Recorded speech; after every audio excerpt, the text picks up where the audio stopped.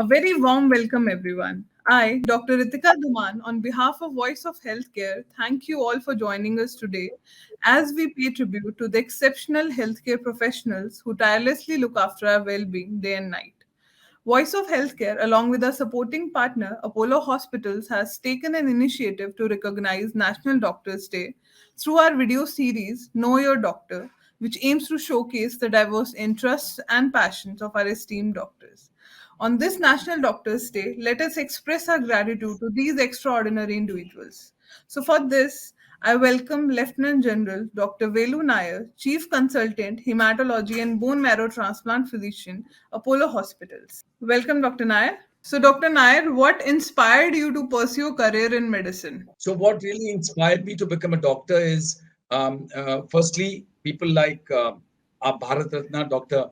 𝗞𝘁cie Roy, Bidhan Chandra Roy, who is not only been an outstanding doctor, who's been extremely compassionate, but he's also been a great educator, freedom fighter, social worker, and a politician par excellence. So here was a man who did multifaceted things, inspired millions, and I was one of them. Also, both my grandparents from my father's and mother's side were doctors.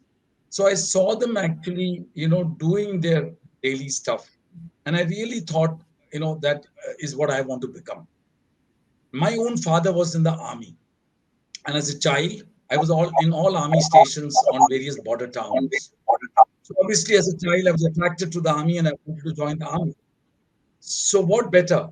I joined Armed Forces Medical College to become an army doctor.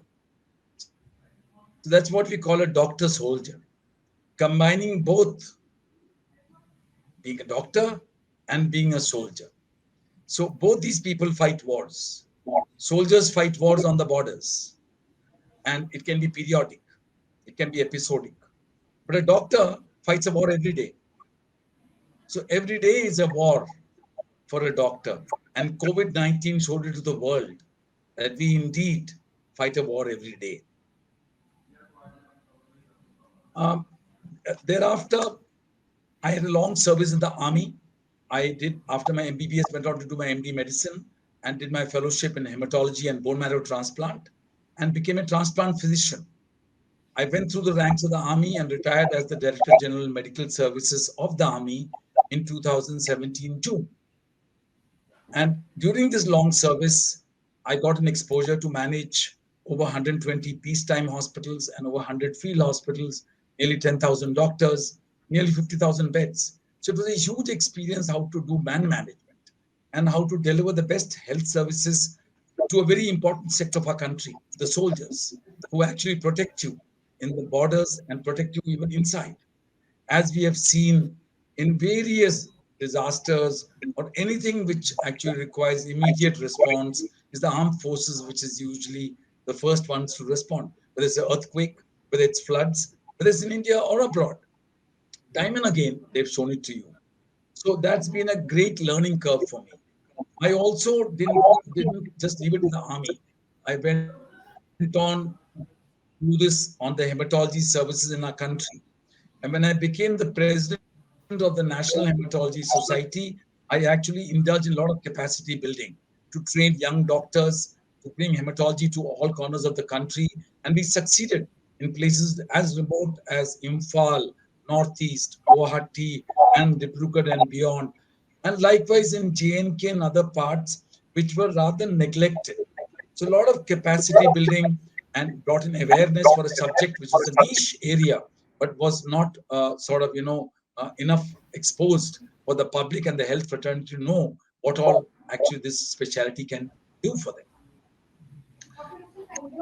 And as a matter of fact, one had a lot of interests, besides medical profession during this army career, 4 years, where we actually, did a lot of combat soldiering.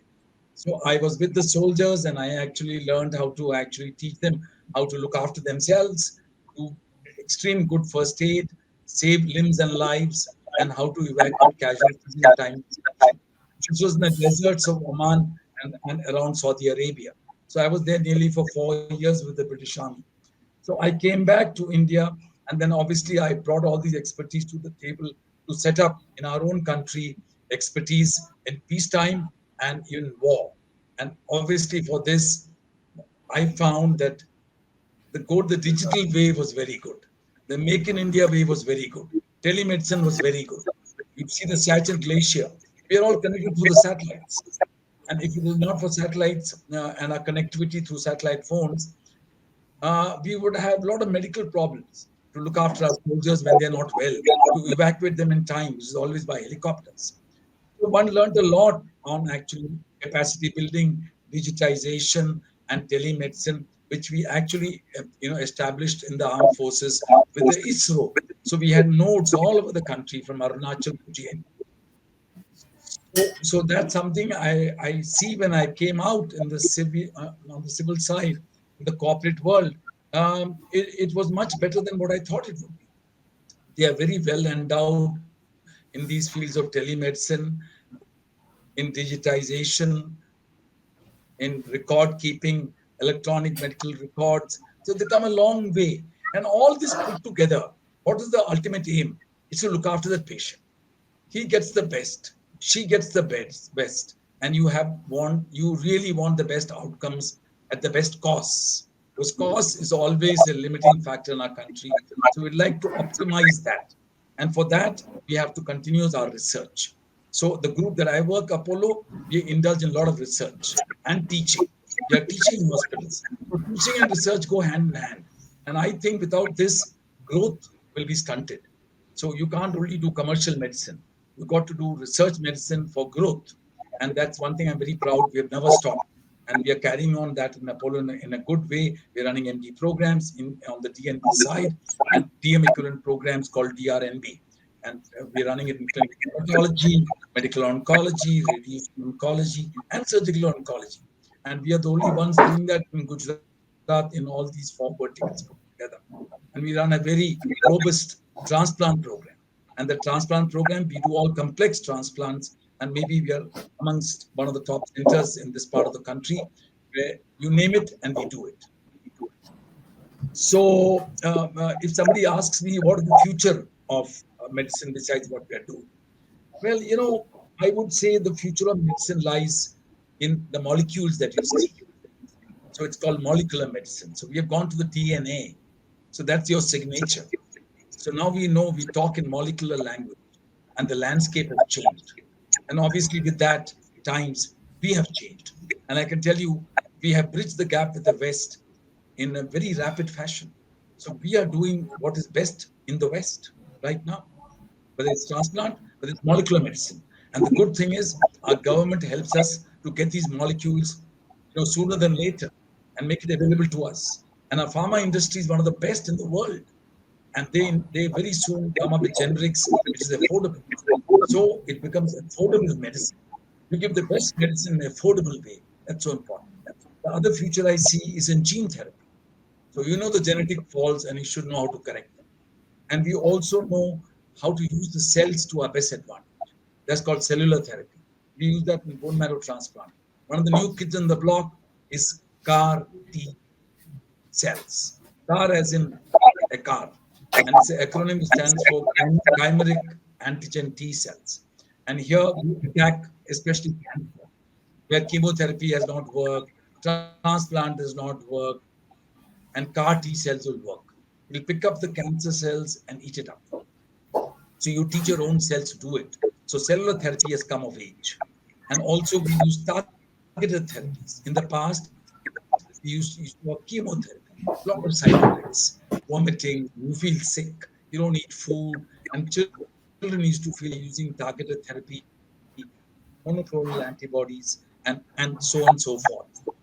Along with that, to deliver it in remote corners, we have used telemedicine. So telemedicine has helped us to deliver this in far corners of our country. And Apollo, my group where I'm working, is one of the leaders. And coming from the army, I really can identify the robustness of what we are doing. And what are my interests besides medicine? As a doctor, as an army doctor, as a doctor soldier, I'm very fond of sports.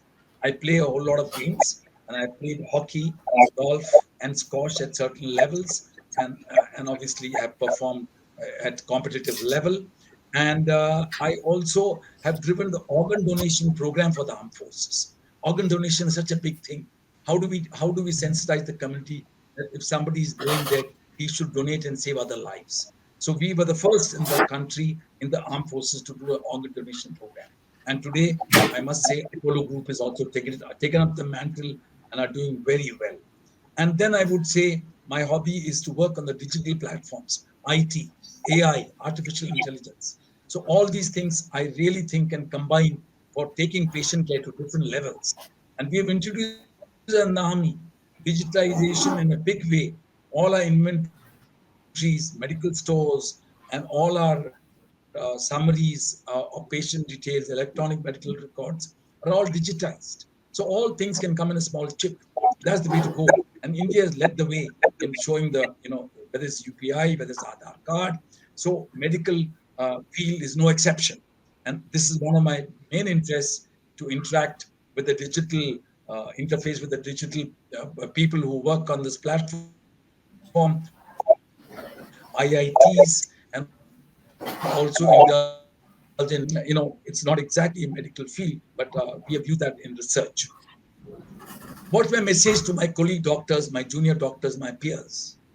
My message to my doctors is, firstly, consider yourself as a God's gift to man and to mankind.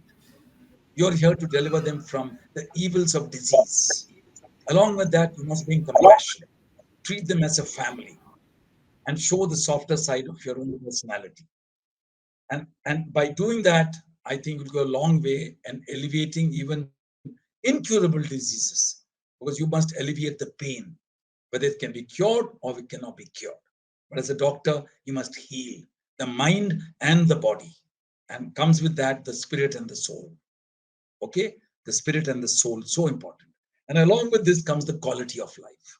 So you must impart that. To do this, you have to be healthy. So whether it's the armed forces, whether it's Apollo, and I must say Dr. Pratap Reddy and his whole team, worked so hard on this, that the doctor's health and the doctor's family's health. So I always say charity begins at my patient's health. So a doctor has to be healthy.